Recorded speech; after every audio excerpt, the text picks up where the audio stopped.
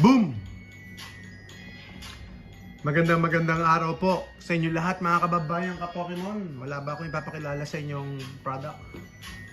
Boom boom boom!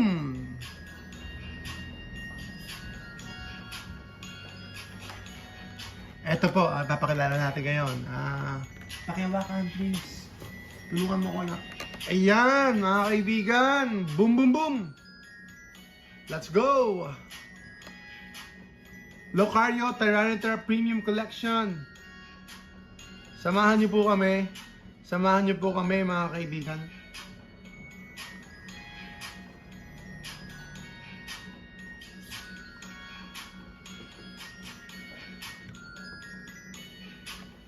Andito po tayo sa showroom natin. Always open po.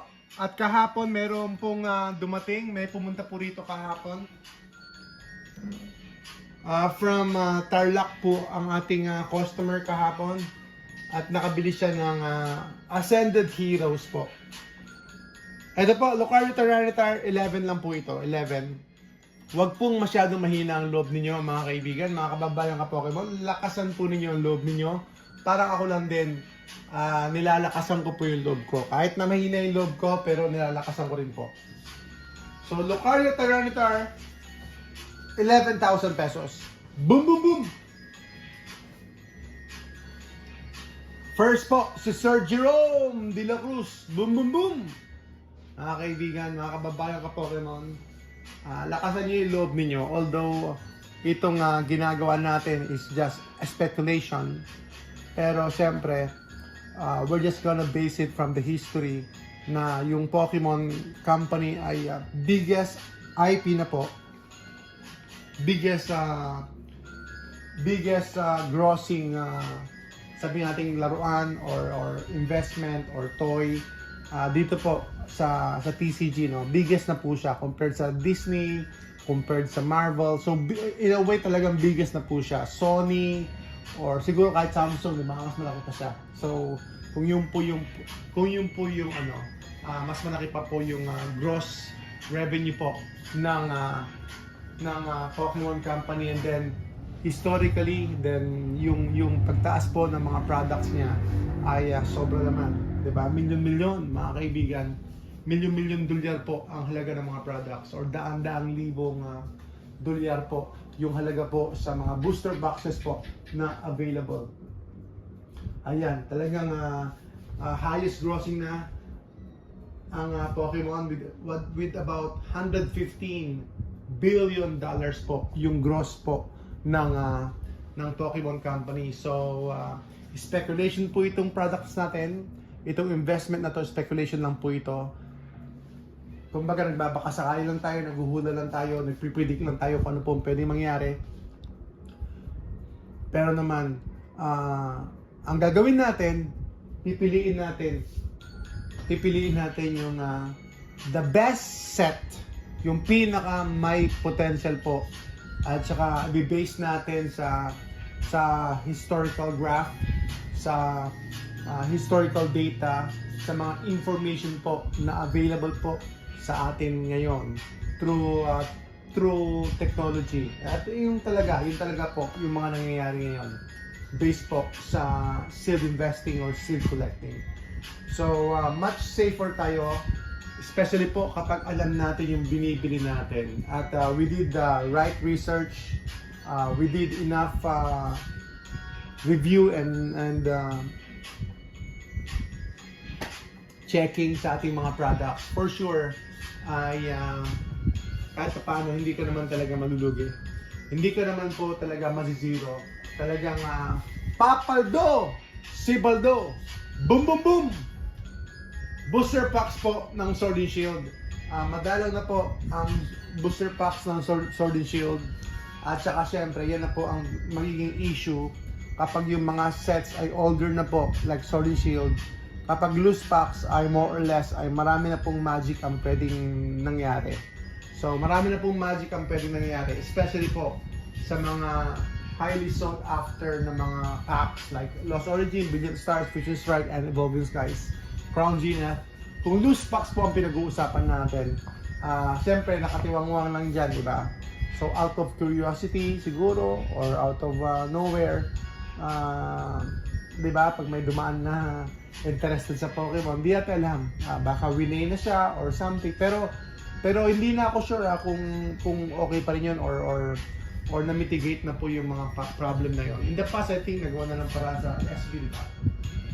Nagawa na ng paraan sa SB. Pero siyempre, in the past, yung maraming issue in regards to X-ray, may mga X-ray pa nga, may mga ano pa. So yung mga scanning ngayon, may mga scanning pa sila ngayon. So hindi ko na alam, pero syempre doon ako sa sleeve packs, sempo. Sleeve packs, mga kababayan ka Pokemon. Sleeve packs. So wala na po tayong mga loose packs or never naman talaga tayo magbibenta ng loose packs. More on yan po yung mga build and battle at saka bundles. So si Sir naghahanap po ng obsidian. Ito po ang available nating obsidian. Kukunin ko. So ito po ang available obsidian. 11 packs po ito. I do believe 11 packs ata, 11 packs, 12 packs. Ito po ay build and battle stadium. Obsidian po ito, nag-iisa lang po yan. So baka i-release ko yan. Kung gusto niyo po, baka i-release ko po ito, mga kaibigan. Mga kababayan ka Pokemon. Boom boom boom! Baka i-release ko po yan. So 12 packs po. More or less 12 packs po itong Obsidian Flames. Dalawang build and battle, tapos merong extra. Boom boom boom! Ayan, mga kaibigan, magandang araw po. Medyo busog ako kaya medyo wala sa mood. Pero okay lang, laban lang. So speculation lang po ito. Pero bahala kayo, bahala sila. Basta ako, okay lang ako. Okay lang ako kahit speculation lang po ito kasi overtime pumapaldo naman tayo. Overtime, not right now, not in an instant. Overtime, it will take some time. Ayan, para sa akin, no? So, wag kayong magmadali, wag kayong atat na kailangan kumita kagad. Hindi, hintayin ninyong mahinog. Para mas matamis po yung mangga. Kapag hinog sa pilit, mapakla po yun. At saka may maasim, di ba? May matamis, saka may maasim, hindi mo maintindihan yung kinakain mo mangga. Pero kapag tamang-tama yung hinog, no? Nasa gulang po yung paghinog niya. Naku po. Ayan, papaldo po tayo. Pero to tell you honestly, siyempre, tsambahan lang din, di ba? Hindi ko naman talaga alam yung top. Hindi naman talaga natin mapipinpoint yung pinaka-top, yung pinaka-peak ng pagtaas ng presyo. Or hindi din natin mapipinpoint yung pinaka-mababang presyo, mga kaibigan. Akala ko babagsak pa nga nung around December 20, 2025. Yun na pala yung mga bottom ng Pokemon. Last week of December, around there, no? Third week hanggang fourth week of December, yun na pala yung bottom ng Pokemon. So maraming Pokemon nagbumaba. Pero ngayon, bumabalik na naman and I checked my collector app 2 days ago. Hindi po updated yun Kung makikita nyo man in public yung collector natin, hindi po updated yun. So marami na po nawala roon at saka marami na rin dumagdag. So hindi ko yun na-update kasi para makita ko talaga yung pagtaas at baba ng presyo na mas na mas familiar. Kasi kapag nag-add tayo ng product doon, nag-list tayo, parang nagbabago ka agad yung numbers. So hindi na siya nakukuha yung exact talaga na kung tumataas o hindi mo na matitrace ng tama. So highest na po ngayon in a way, no? In a way highest na po yung collector app natin. Highest portfolio price na natin ngayon. Ibig sabihin, tumaas na po yung mga Pokemon products. So marami na pong tumaas na products. So hintayin natin yung pag-inog. Although speculation lang po ito, I am at peace sa mga products natin. I'm still going all in many ways. All in pa rin ako. Salamat po, Sir Revelar. Salamat po. Sir, salamat po. Sir Joseph, boom boom boom. Ayan. Yung sleeve natin, pasensya na, napabisi ako nagsasalita. Yung sleeves natin, 650 po tayo sa Destiny Rivals. Tapos, Journey Together, konti na lang po yung stocks natin. So, 370 tayo. Surging Sparks, 450. 450 po tayo, mga kaibigan. So, yun po yung pricing natin sa ating sleeve packs. At dito po, sa Jessa Trading, nagbibigay po tayo ng impormasyon, hindi po tayo nagdadamot, hindi po tayo lang, transparent tayo. We are trying our best na makatulong po, especially po sa newbies. Kaya kung na-appreciate nyo po yung ating content, na-appreciate nyo po yung ating mga information, na fresh updates po ito palagi, or may mga newbie o kaya bago lang po sa hobby natin, o kaya papasok pa lang po ng sealed investing, collecting, hindi pa alam ang gagawin, hindi alam ang path na pipiliin. Pwede po kayong sumama sa amin, join po kayo sa community, mag-follow po kayo sa ating page. At nandito lang po ako, tuloy-tuloy lang po ako. Matagal ko na pong ginagawa ito, siguro going 2 years na po. In a way, going 2 years na rin po ako na nag-share ng information. At transparent po tayo, at least kahit paano tayo mga Pilipino, mga kababayan natin, meron po kayong mapupuntahang kapwa nyo Pilipino na focus din po tayo sa TCG, Sealed Collecting, Sealed Investing. Boom, boom, boom! At ayan, dapat mapanatag kayo, especially po if you know the things that you have, yung mga set na nasa sa inyo, tulad po ng Prismatic Evolutions, Evolving Skies, or Sword and Shield, o kaya yung mga older sets na talaga namang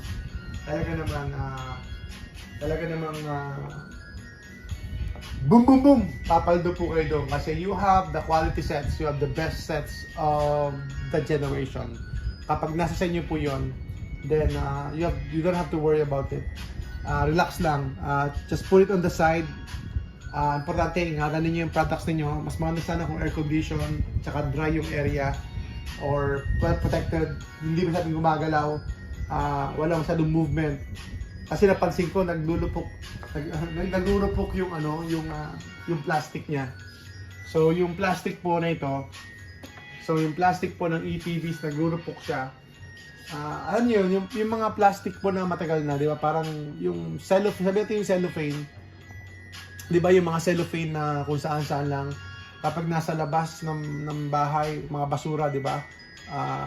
Umulan, umaraw, uminit, tapos lumamig sa gabi. Ilang buwan lang or ilang linggo lang, hindi na maganda yung texture at saka yung consistency ng plastic. So nasusubukan ko na ganun po ang pwede mangyari sa mga ETVs natin, or sa mga booster box na may mga plastic. So ingat na lang po. So not a lot of movement. Yan siguro ang isa sa mga best advice ko po na masasabi sa inyo. Mas maganda kung naka-display lang siya at saka doon lang muna. Kasi kung galaw kayo ng galaw, move kayo ng move, ayun, baka mabutas po. And then mahulog ninyo or prone sa mga ganong issue. Pero kung i-move nyo lang minsan-minsan lang, okay lang naman. Okay lang naman yan. At saka kailangan nakaprotekto siya. Tulad po nito, yan. So, doon ako nag-aalala kapag ka nagluma ng konti at saka masyadong mainit, yung cellophane o yung seal ay medyo rurupok siya. Kaya magbabago yung consistency niya. Yes po, Sir Reveler, salamat po. Sir Kyle, yes po. So, tayo po ay nagkikater sa lahat po, sa mga kababayan natin, and then sa mga newbies nga po, sa mga marami pa rin gusto malaman. At over time, siyempre maganda po yung mga mahal na mga products like ito, yan, Sword and Shield, yung UPC, mga mahal na products, or medyo hindi ko alam kung anong category niyan para sa inyo, para sa atin. Pero sabihin natin medyo na high-end na po yan. Medyo mahal na po siya, high-end na. Mataas na po yung presyo. Hindi na po pang normal. Mataas na rin po kasi. Kaya pala ba, Pokemon Center, 151. Saka yung mga Evolving Skies na yan, mas mahal na po sila. At pag nagmamahal na po yung product, ang ibig ko sabihin, ang punto natin ay kumukonti na rin po yung customer. So, i-take ninyo into consideration na kapag nagmamahal na po yung products ninyo, ay kumukonti na rin po yung bibili. So, yun po ang i-consider ninyo. Sa buong Pilipinas siguro, hulaan ko lang siguro may mabibenta. Siguro itong UPC, sa buong Pilipinas siguro may mabibenta. Siguro lang hindi ko alam. Siguro may dalawa lang mabibenta. Siguro meron lang isa sa loob ng isang linggo, ganun. O, kita nyo po, yun po yung example ko. Sa buong Pilipinas, meron lang mabibenta na isang ganyan sa isang linggo. So, pwedeng ganon or pwedeng less pa nga. Pero kapag kayong yung mga items tulad po ng mas mura, alam ba ito, mas mura yan. Siguro sa isang araw, may mabibentang, siguro lang example lang natin. Sabihin natin sa isang araw, may mabibentang 30 pieces, ganyan. O kaya itong Ascended Heroes, kasi 6.5 po siya, mas mura po siya compared sa mga UPC. Siguro dahil popular pa siya, siguro may mabibentang 50 pieces sa isang araw o kaya 100 pieces. So hindi ko po alam. Pero binibigyan ko lang po kayo ng idea na kapag mas mura po yung product, mas mababili po siya ma-dispose at mas affordable po siya ng mga newbies, yung mga bago. Kasi yung mga bago naman usually hindi naman bibili ng marami yan. Hindi pa sila bibili ng malaki. Parang ititest pa nila yung water. Susubukan pa nila yung water. Kung malamig o mainit. Kung kaya na ba nilang lumubog doon o kaya lumangoy doon sa dagat. So, pakikiramdaman muna nila. So, kapag kalipas siguro na 1 buwan, 2 buwan, and then 6 months, or kapag nasubukan na nilang the hobby is really good, may potential, may growth, at saka nag-i-enjoy ka talaga, then probably you'll spend 100,000 pesos, 200,000 pesos, 500,000 pesos, or baka million din. So, it all depends, mga kaibigan. So, yun po yung general idea dito po sa hobby na kapag talaga nagmamahal na po yung products ninyo, then kumukunti na rin po yung interesadong mga tao o yung mga taong makaka-afford no. So pakiramdaman ninyo kung kailan nyo ibebenta yung products ninyo, or kailan ninyo bubuksan, or kailan ninyo i-consign o ipapasa sa iba. Kasi kapag medyo mahal na po yung product ay mahirap na pong ibenta or mahirap na pong i-dispose. Kaya i-consider nyo rin ang pag-o-open ng products mostly ay sa bagsak ng presyo. Halimbawa, Ascended Heroes, magbubukas tayo ngayon, mga kaibigan. Kasi pwede pang magbukas. Prismatic Evolutions 151, medyo alanganin ako magbukas. Prismatic Evolutions, pwede pa, pero magko-control na ako kasi tumataas na po yung presyo. 151, alanganin na. 151, hindi na ako magbubukas siguro. Alanganin na yan kasi mahal na po yung presyo ng 151. Especially po, we're going towards April na po. April na po, alam nyo na yan. Out of rotation na po. Boom, boom, boom! Woo! Hanapan nyo ako ng Ascended Heroes. Bubuksan natin. 2 per packs lang tayo. 2 per packs lang po tayo. Comment lang po kayo. Kung na-appreciate nyo po yung content natin, comment lang po kayo, mga kaibigan. At always open po tayo dito sa showroom natin. Always open para sa ating mga customers, para sa ating community. And then, don't forget, good vibes lang tayo. Good vibes lang tayo. At, ayan, syempre, we're here to make some money. Pero ang totoo niyan ay pinaprioritize din natin yung nagbibigay tayo ng kindness natin pa konti-konti sa ating mga customers o sa ating mga followers. Kasi araw-araw nagbibigay tayo kahit wala tayong mabenta, okay lang. Importante ay makapag-share tayo sa community. Naniniwala naman ako sa it's better to give than to receive. Yan. Diba? Naniniwala ako. Tsaka may good karma naman yan. Tinatawag nila.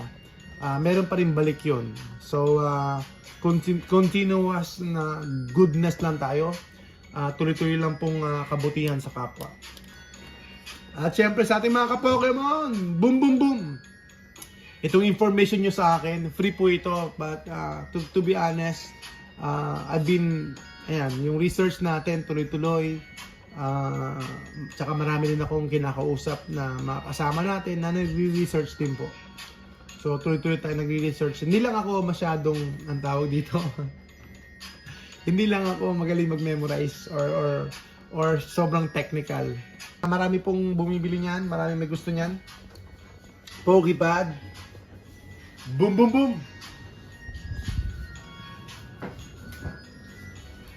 Mga kababayan ka Pokemon, hold muna tayo sa giveaway. Tomorrow, abangan nyo ang ating big giveaway tomorrow. Tomorrow po yan. Tomorrow po, big sale natin at big giveaway. So mag-ready ka na?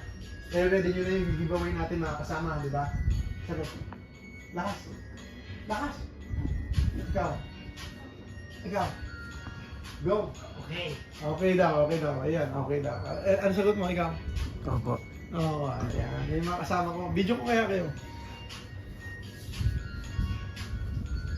Boom, boom, boom! Mga kababayan ka Pokemon, samahan niyo po kami. Tuloy-tuloy lang tayo dito sa ating community. And then, abangan niyo po, by next week ay biyahe po tayo. Biyahe po tayo mga kaibigan. So, by next week ay kunin natin yung ating mga stocks. So, abangan niyo po. Abangan niyo po.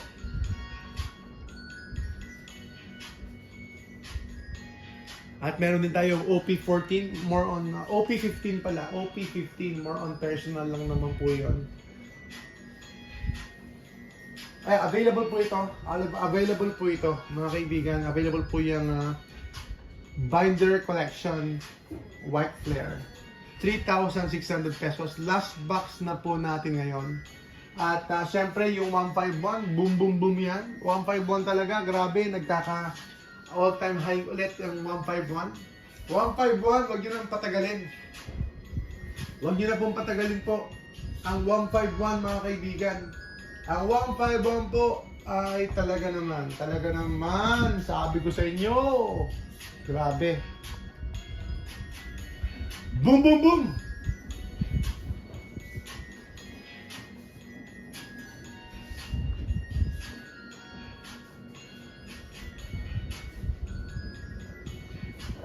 Abangan nyo po bukas ang ating mega sale, ang ating claim sale. Abangan nyo po bukas, tayo po ay magpapamigay. Abangan nyo po bukas. At muli, speculation lang po ito. Nothing is for sure, pero ako I am at peace naman sa mga products natin kasi alam ko yung binibili ko. Actually, lahat naman tumataas. Pero syempre, iba po yung the best set. Iba po yung the best set. Ang pinag-uusapan natin ay multiples. Multiples po ng puhunan ng capital, ng pagkakabili mo, ng entry point, ng purchase price mo. Multiples. And then, enjoy pa natin buksan. Baka sabihin nyo, yun, si Sir sealed lang o kaya nag-i-invest lang. Hindi po, tinan nyo naman po. Non-stop po tayo nag-open. And meron din tayong mga personal collection. So we enjoy both worlds, di ba? Yung delayed gratification, yung mga items natin nandyan lang, naka-stock lang. Tapos yung mga cards na i-enjoy natin, yung both worlds po ng hobby, di ba? Kasi, imagine mo yun, pag sinira mo yung collection box, ayun po, pag sinira mo yung collection box, ano mangyayari? So wala na po, tatapon mo na po yung collection box, diba? Sinira mo na yan eh. Pag sinira mo wala na.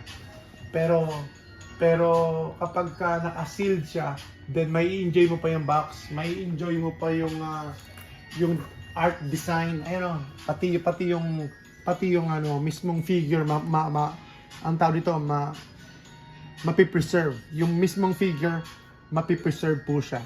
So you enjoy the both worlds ng sealed product at saka opening packs. So, ayan, mga kaibigan, kailangan lang talaga ay discipline, self-control, delayed gratification. Boom, boom, boom!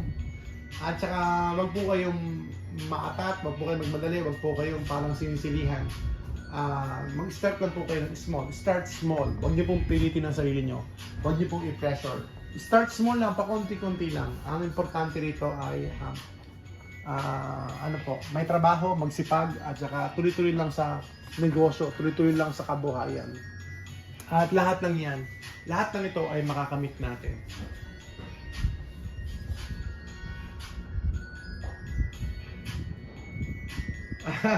Yes po, tama po Sir Gia. Boom, boom, boom! Salamat po mga kababayan ka Pokemon.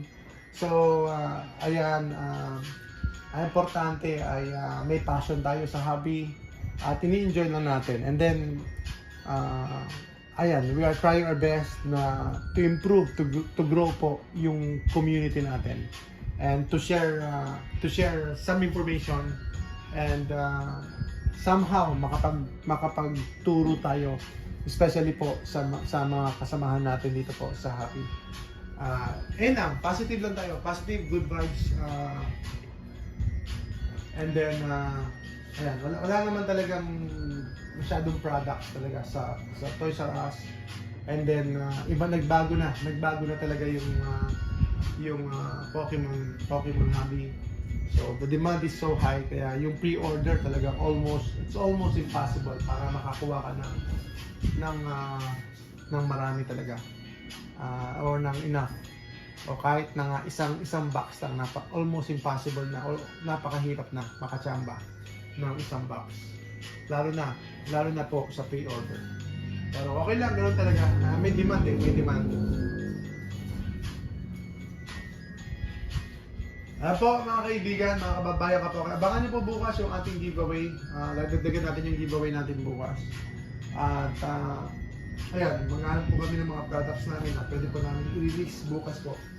Kaya salamat po mga kababayan ka Pokemon. God bless po sa inyo lahat. God bless po sa inyo lahat. Maraming salamat po sa inyo. At pwede po kayo bumisit dito. Dito lang po kami. Welcome po kayo dito. White Flare Sir John, White Flare binder, pwede po sa inyo 3.5 po. Actually, mahal na po yung binder sa eBay yata, parang may presyo na rin po talaga sila. Yung White Flare niyan. At mahirap, dumadalang na rin po yung White Flare. So, hindi ko alam kung mag-reprint pa sila, pero sa ngayon ay usually hindi po nila madalas nire-reprint yan. So, nag-iisa lang po yung prismatic ko na binder. Ayun lang po. Kaya salamat po mga kababayan ka Pokemon. Papaalam na po ako sa inyo. Medyo busy po kasi sa Friday. Merong meeting sa Friday kasi.